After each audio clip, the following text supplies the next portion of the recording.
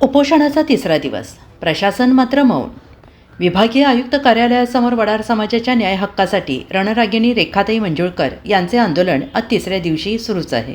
मात्र प्रशासनाने पुन्हा एकदा पाठ फिरवली आहे.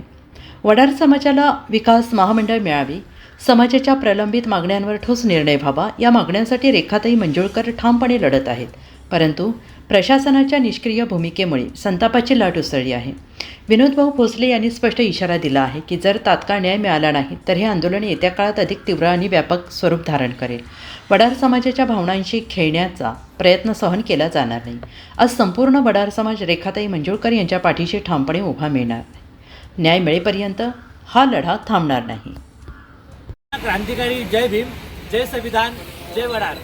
आज गेल्या 3 दिवसापासून आम्ही या महाराष्ट्रामध्ये बघतोय की या महाराष्ट्रामध्ये वडार समाजाचा लढा हा स्वतंत्र विकास महामंडळाचा जो लढा जो आहे, हा लढा रेखाताई मंजुळकरांनी हा लढा पुकारलेला आहे. आणि या विभागीय आयुक्त कार्यालयासमोर गेल्या 10 तारखेपासून या लढ्याला ताईंनी सुरुवात केलेली आहे. रात्रीच्या टायमाला देखील ताई या ठिकाणी समाजासाठी रक्ताचं पाणी त्यांनी या ठिकाणी केलेलं आहे. तर मला या ठिकाणच्या गेंडाळ्याच्या कातड्याच्या सरकारला देखील विचारायचं आहे, अरे सरकार तू झोपला की काय? एक माय माऊली या रस्त्यावर झोपलेली आहे आणि अद्यापही तुमचं लक्ष जर या ठिकाणी येत नसेल तर या सरकारचं डोकं ठिकाण्यावर नाही असं म्हणायला काहीही अडचण नाही. कारण की ही माय माऊली कशासाठी लढते?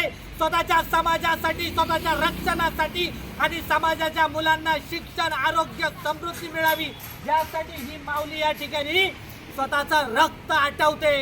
अरे स्वतःला शुगर असताना, स्वतःला डायबिटीस असताना देखील स्वतःच्या जीवाची पर्वा न करता या ठिकाणी नाशिकच्या विभागीय आयुक्त कार्यालयासमोर ही रणरागिणी या ठिकाणी आंदोलन करते.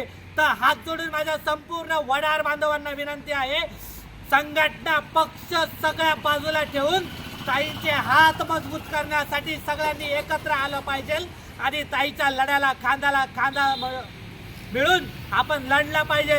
मी एक दलित समाजाचा मुलगा असून देखील मला ताईचा अभिमान वाटला, म्हणून पहिल्या दिवसापासून ताईच्या सोबत खांद्याला खांदा लावून काम करतोय. मी एवढंच सांगेल, बाबासाहेबांनी या भारत देशामध्ये सगळ्यांना स्वातंत्र्य दिलेलं आहे, सगळ्यांना आरक्षण दिलेलं आहे. तर आपण सगळ्यांनी मिळून ताईला पाठिंबा देऊया.